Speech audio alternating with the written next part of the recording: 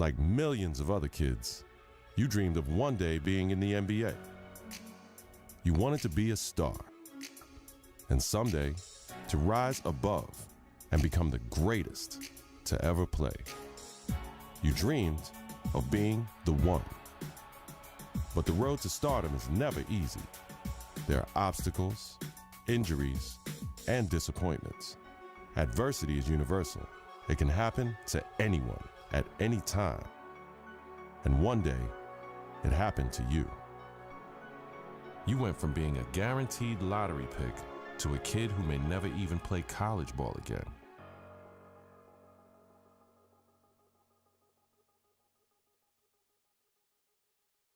Now, look, it's always bad to hear about injuries, especially to college kids, of course. Yeah. But Stephen A. Smith, this one is particularly disheartening because we are 2 weeks into the season, and one of the top NBA prospects in the country goes down potentially with a season-ending injury, a knee injury. That's a killer. I couldn't agree more. When I heard he was carried off the floor today, all you can do is find yourself hoping that he'll make it back. That's the bottom line. But my heart goes out to him because I didn't expect this. This is a devastating injury. It's never good to have something like this happen to you. The team doctor broke the news. Torn ACL, sprained MCL, and a torn meniscus. Surgery was scheduled, but your game will likely never be the same. At the 2016 NBA draft, your name is still mentioned. Not as a prospect, but as a cautionary tale.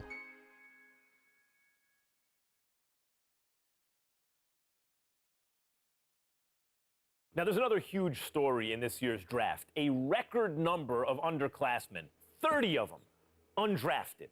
And I hope, anyway, that this is a lesson. This serves as an example to college players. I'm not talking about the ones who are genuinely one and dones, the guys you know are going to be lottery picks. I mean the rest of them. They're not sure shots. You're not sure they're going to be lottery picks. Don't just use the college system for a year thinking you're going to bounce. It doesn't work like that. Please. If you don't have the talent, it doesn't work. You got to be cultivated in the system. Please. There you go again with your blanket generalizations. You know how you are, oh, Max. The woe is me. Oh, my Lord. I can't take it. I just can't take it. It's a case-by-case basis. You can't just blanketly decide this should not be one and dones or this should be one and dones. You got to go on a case-by-case basis. Some dudes deserve to be one and dones. Some people don't. It's on a case-by-case basis. And that is my point. Thank you for making it for me. Every kid thinks they're the exception to the rule. And members of the media like, Stephen A. Smith, are encouraging these kids to come out early. Look, Max, bottom line is this. You got to take this into consideration. You had two dudes. They were called the Hype Brothers. Now, you had Nick Howard. This kid had a lot of promise. What does he do? He goes to college. Very uneventful first year, no doubt. The second year, he was pretty good. Here's the problem. The NBA, it's not about pretty good. You need to be great on the collegiate level, on the prep level, in summer leagues and what have you, in order for you to get the stature that you deserve. That's the bottom line. Pretty good ain't good enough to be that stud NBA. That's exactly my point. Let me finish. There's another example. I did say the Hype Brothers. I wasn't talking about one individual. I was talking about two. What happens? One and done in a different way. 1 year, one ACL injury later, and look where he's at now. His future is clearly uncertain. So you got to take advantage of that opportunity because you never know when an injury is going to cost you everything. Stephen A., listen to yourself. Let's listen to yourself for a second. You give one argument for why a kid should come out early, a one-and-done situation. I can give you 30 arguments this morning alone why they should stay in school. And now you have to wonder what a kid like Nick Howard, who has given up his college eligibility, does next. What does he do next? First of all, don't sweat the technique. The argument, or one argument, as long as it's strong enough, that's all that matters. That's number one. Number two, the Hype Brothers was something special. What they really, really need to do. I'm going to tell you what they need to do, Max. They need to get back to playing together. My sources are telling me the ACL injury has been completely healed. So go on a pro-am circuit. Go in summer leagues. Do what you got to do to get back on the court together to remind everybody of what you once were. Because once you pull that off, the sky's the limit.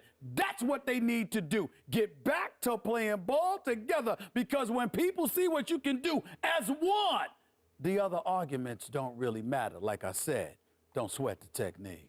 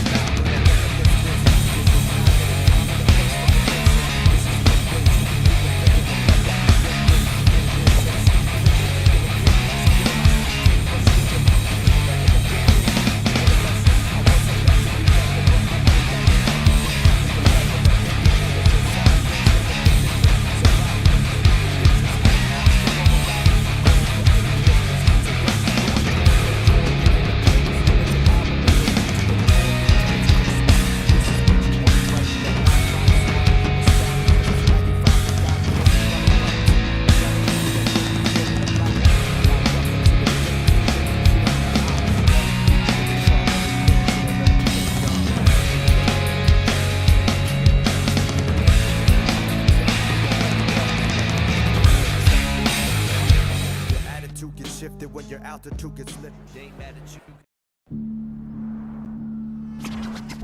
This is New York City, the mecca of basketball.